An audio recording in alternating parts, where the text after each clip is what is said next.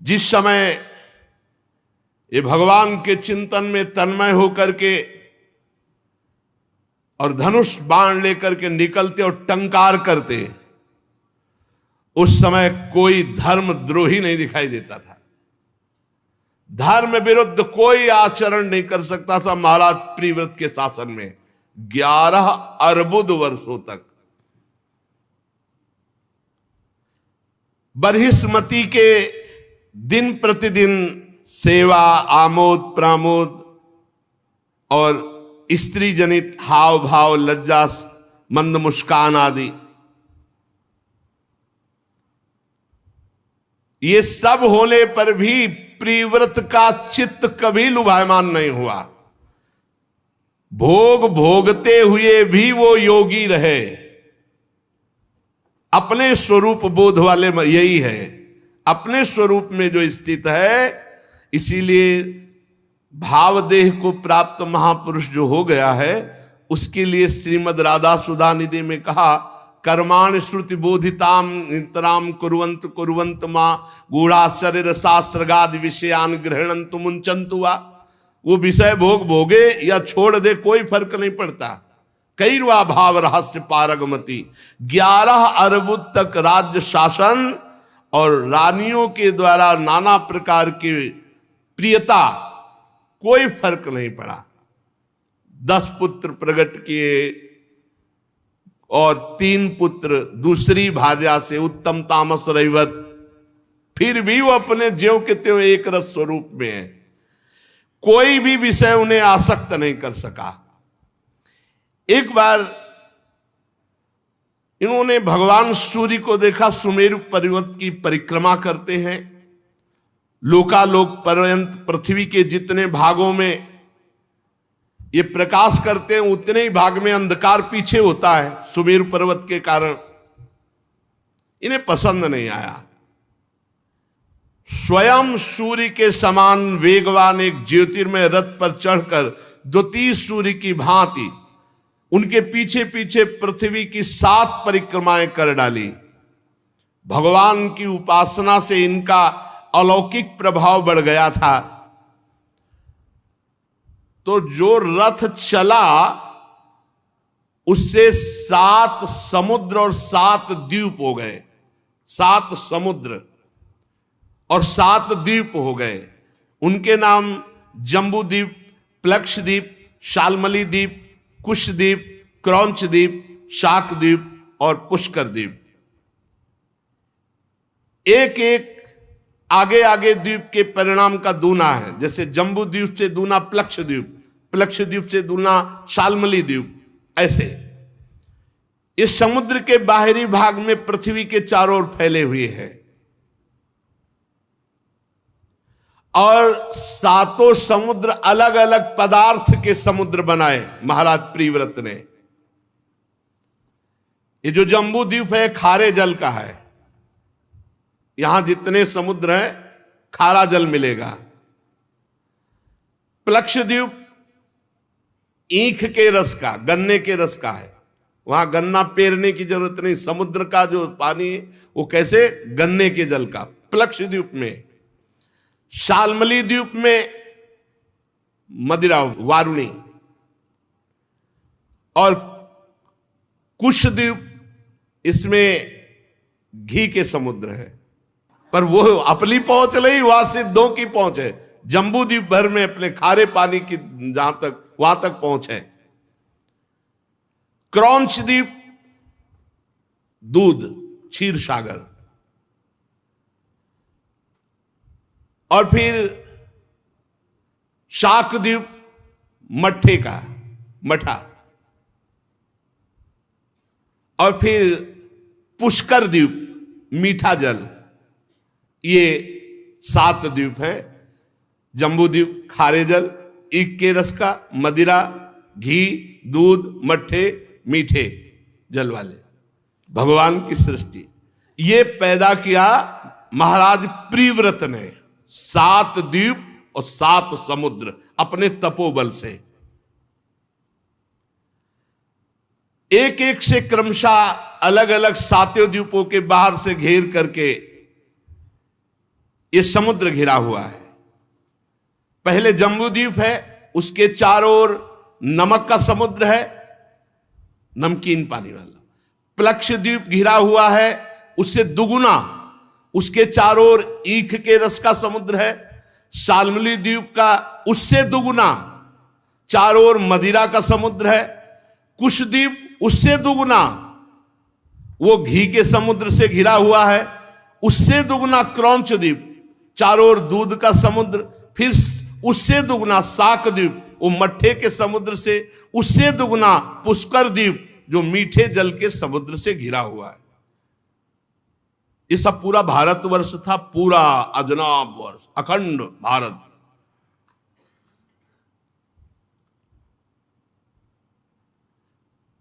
बरिष्मति पति महाराज प्रीवत ने अपने अनुगत पुत्र आग्नेद्र, इद्मजीव, यज्ञ बाव, हिरण रेता, घृत पृष्ठ, मेधातिथि, वीत्रहोत्र को क्रमशः, 3 तो बाल ब्रह्मचारी सन्यासी हो गए थे, 10 में 7 बचे, तो 7 को एक एक द्वीप का राजा बना दिया। अपनी कन्या ऊर्जस्वती जो थी, उसका विवाह शुक्राचार्य जी से किया प्रीव्रत ने। उसी से शुक्र कन्या देवयानी का जन्म हुआ।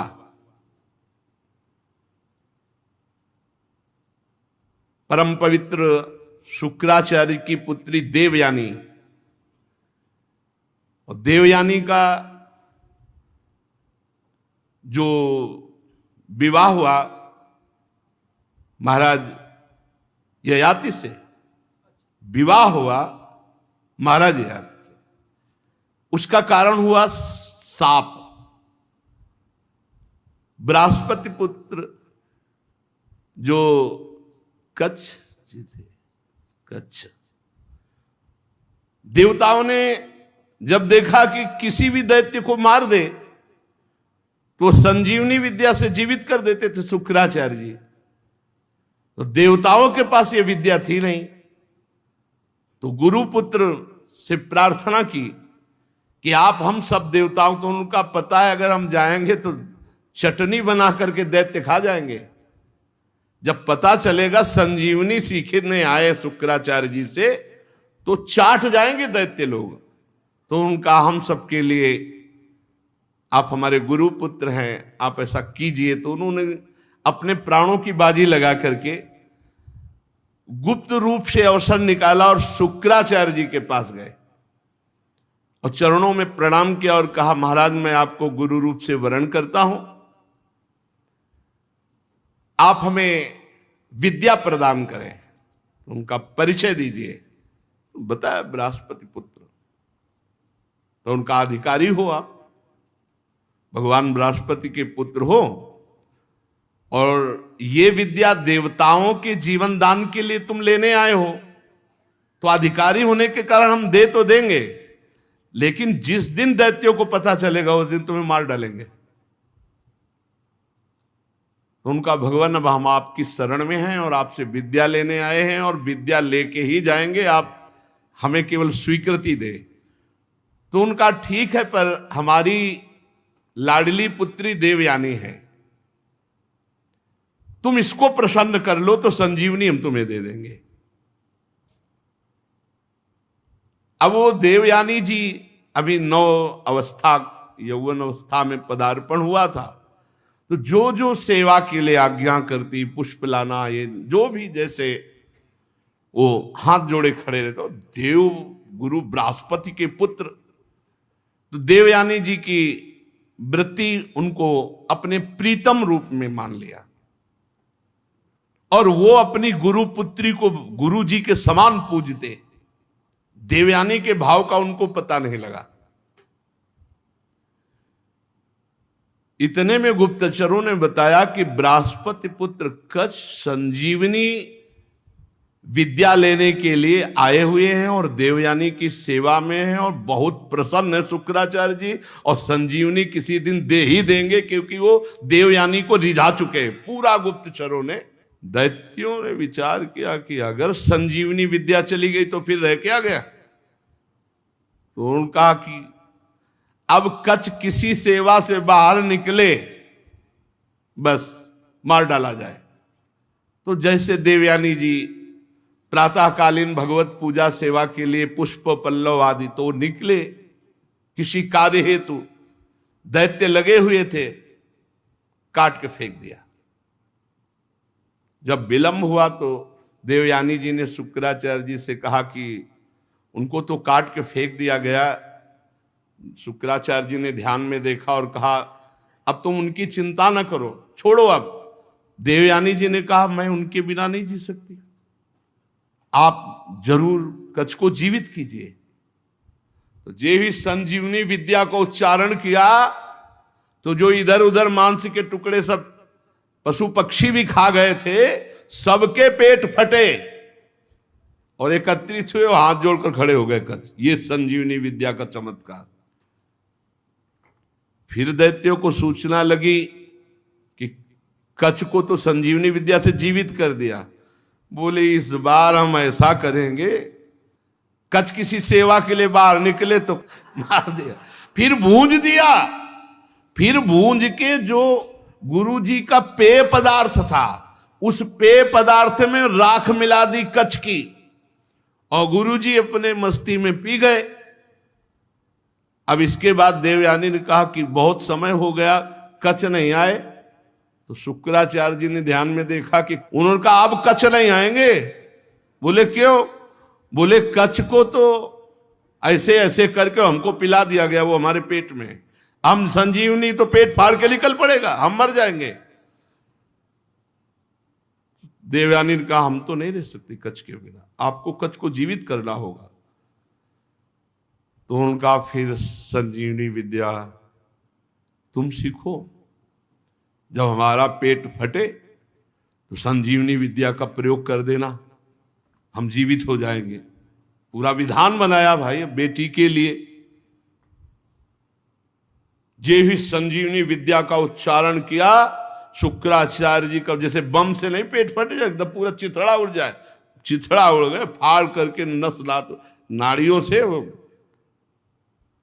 देवयानी जी ने संजीवनी विद्या का प्रयोग करके शुक्राचार्य जी को जीवित किया। शुक्राचार्य जी ने कहा जल्दी संजीवनी विद्या लो और जाओ यहां से, अब की बार तो हमको पिलाया गया, कहीं हमारी बेटी को ना पिला दिया जाए, तो इसलिए जल्दी करो। अब उनको संजीवनी विद्या सांगोपांग सिखाई, सांगोपांग संजीवनी विद्या। और कहा तो उन्होंने कहा गुरुदेव, गुरु दक्षिणा देने का प्राविधान है।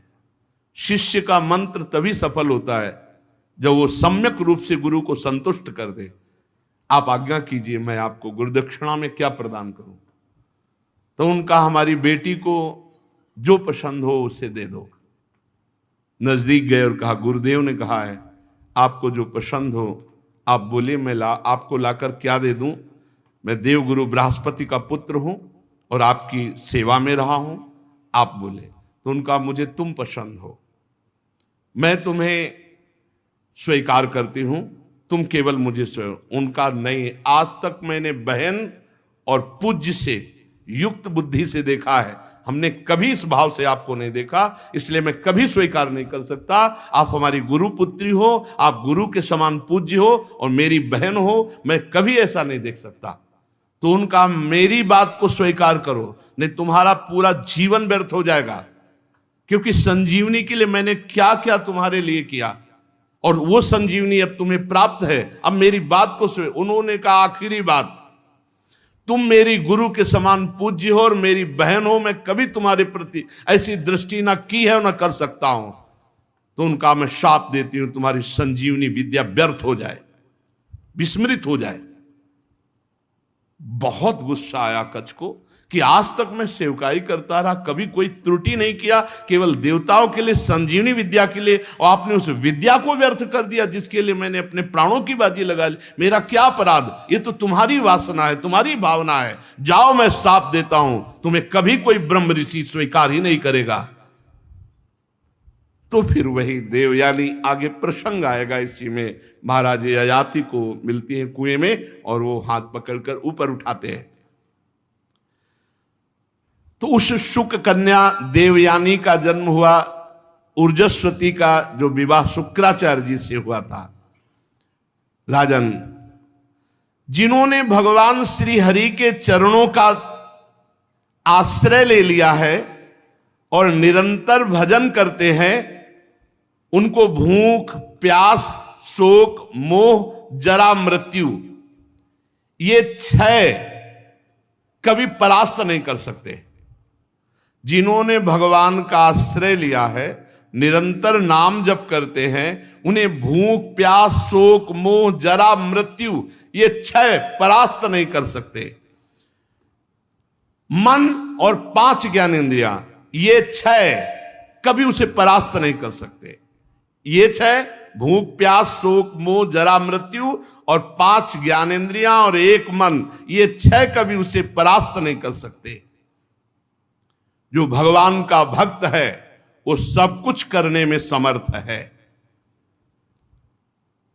वर्ण बहिष्कृत चांडाल आदि नीच योनि का पुरुष यदि वो भगवान के नाम का उच्चारण कर ले तो परम पद का अधिकारी हो जाता है। आहा, कोई भी हो जो भगवान के यन्नामधेय मधुना सजहाति बंधम, जो नीच से भी नीच आचरण करने वाला पुरुष हो, वो भी भगवान का नाम जप करने लगे तो परम पद का अधिकारी हो जाता है। उसके संसार बंधन जीते जी सब भस्म हो जाते हैं जो नाम जप करता है। इसीलिए हर प्रश्न का उत्तर, हर समस्या का समाधान, हर साधना का सार, हर शास्त्र का सार, हर सिद्ध संत की सार बात भगवान नाम। भगवान के आश्रित होकर खूब निरंतर भगवान नाम जप करो और इसी जन्म में हमें भगवत प्राप्ति हो जाए, ऐसा दृढ़ संकल्प करो। क्योंकि भाई अभी समझ नहीं रहे हो, तुम संसार को सत्य मान रहे हो, ये झूठा स्वाप्निक है। किसी भी समय तुम्हारी आंख मूंद सकती, किसी भी घटना से मूंद सकती। कुछ भी आज तक किसी ने काल को दोष नहीं दिया और काल ऐसे रूप धारण करता पता नहीं चलता, बोले वो अमुक घटना घटी चले गए। हम अगर नाम जप किए बिना चले गए तो इस घाटा की पूर्ति किसी योनि में नहीं होने वाली। इसलिए जैसे बने वैसे निरंतर नाम जप का अभ्यास करो, भगवत आश्रित रहो, कोई पापाचरण मत करो। शेष चर्चा आगे। श्री राधा वल्लभ लाल।